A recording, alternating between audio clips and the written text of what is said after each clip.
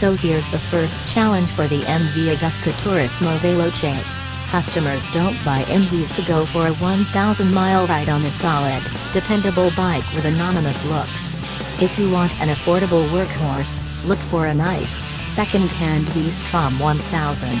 The twin sister of MV's sporting heritage is that the Varese-built bikes are motorcycle art on wheels, so much so that this is MV's tagline. What does this mean in practice?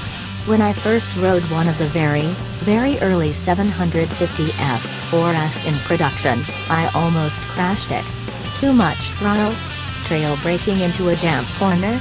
No, quite simply because the expletive deleted thing trapped my hand underneath the handlebar while doing 5 miles per hour in a parking lot, and I came within a gnat's eyelash of T-boning a large van. I later mentioned this to Claudio Castiglione, the legendary savior of MV, and he smiled. Yes, Frank, of course you're right, but doesn't the F4 look perfectly beautiful with the handlebars where they are? And, of course, the answer has to be in the affirmative.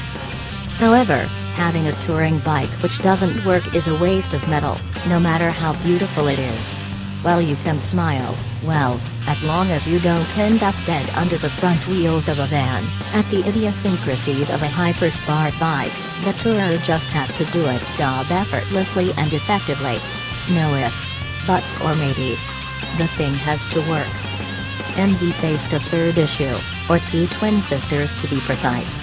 If you want a thoroughly practical, go anywhere, do anything, stone axe reliable adventure tourer, then you can own the utterly lovely Triumph Tiger 800 for around $12,000.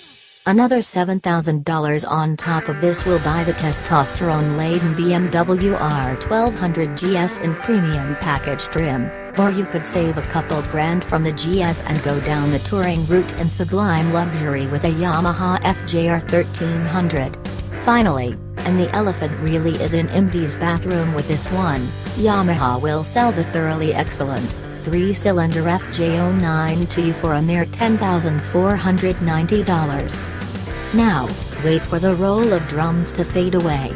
A Turismo Veloce is going to relieve you of a shade under $16,000, whilst the all-singing all-dancing Lusso, Deluxe in English, is just $2 shy of $19,000, and that's an awfully big hit on your bank account. For this sort of money, customers will want not only a supremely effective touring motorcycle but one which captures all the magic of MV, a bike you want to caress, last thing at night, before you go to bed, and then dream about in the restless, pre-dawn hours. In every way, the heart of the Turismo Veloce TV is its engine. It's a familiar power plant, being found in the Stradale, Brutale and MV Sport bikes, and it really is a peach of a thing. The latest version of the 798cc, 3-cylinder motor remains radically over square with a 70mm bore, 54.3mm stroke and 12.2:1 compression ratio. There are also new pistons, a change of gearbox ratios and a hydraulic chain tensioner for the TV. In the olden days a power plant like this would have been a real screamer, fit only for the racetrack, but with the aid of MV's MVEX, motor and vehicle integrated control system, 90% of the torque is available between 3,500 and 10,500 revolutions per minute. This hardly makes the triple an electric scooter, but it is practical for a real-world tourer. The maximum torque of 61.2 pounds-to-foot arrives at 8,000 revolutions per minute, and the peak power of 110 horsepower coming 2,000 revs later. As an aside, this is 15% more torque than the TV's Brutale and rival stablemates. Out on the road the results are impressive, almost to a ludicrous degree. As a test, I put the TV into 6th gear climbing a steepish hill and it pulled away from 30 miles per hour as if it had a magnet in front.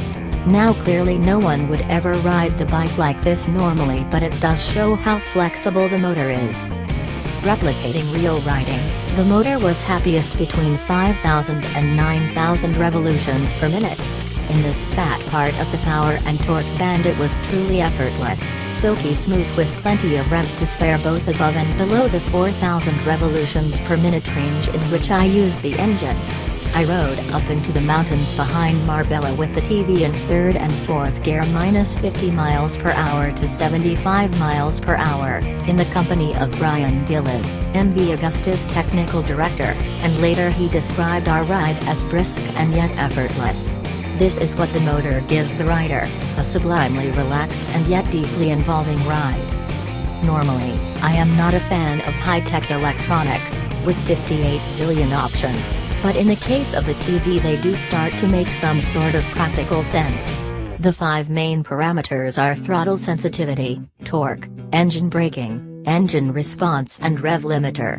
Ridden all day, in what could be varying conditions, there is an argument for being able to dial up a gentler bike in the dew-damp dawn and a sparkier one in the dry, warm midday. It is also possible to design your own maps and have these saved as custom settings.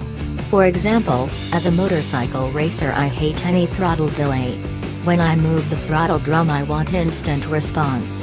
So, on a snotty, leaf-strewn autumn day I could reduce the TV's power and torque but still have immediate throttle response to everything which I had allowed the engine to provide.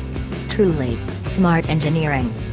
Against this is my Darwinian view of riding, which says that if you can't feel what the bike is doing, and don't understand that the throttle works both ways, then you really should be riding a Chinese 125 with sissy bars and tassels hanging from the end of the handlebars, but I have been riding for 5,000 years now, so I am hardly a rich, young 30-something, which is MV's key market.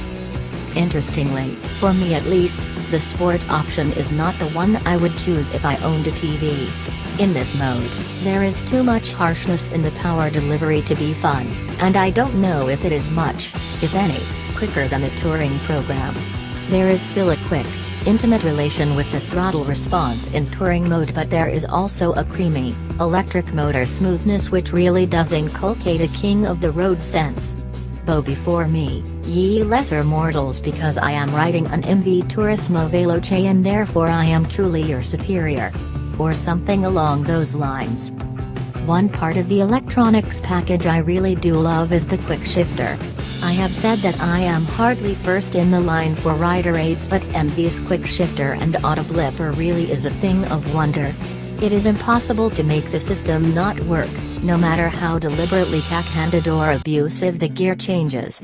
There is, however, one way to make the system fail, and that's by not switching it on. There is such a vast amount of information on the dashboard that my quill and ink, medieval brain just didn't find the right option for the auto shift. This allows me to report with confidence that the gearbox works just fine with the traditional clutch, which is feather-light and effortless to use. Naturally, there are 8 levels of traction control. Who wouldn't need 8 levels of traction control to go for a ride on a Sunday? Thankfully, the system can be switched off altogether if you wish. Disregarding the fact that I am still coming to terms with such newfangled ideas as flushing toilets and electric lights, the colored dash is incredibly packed with information, even if it were being read by a 10-year-old PlayStation master.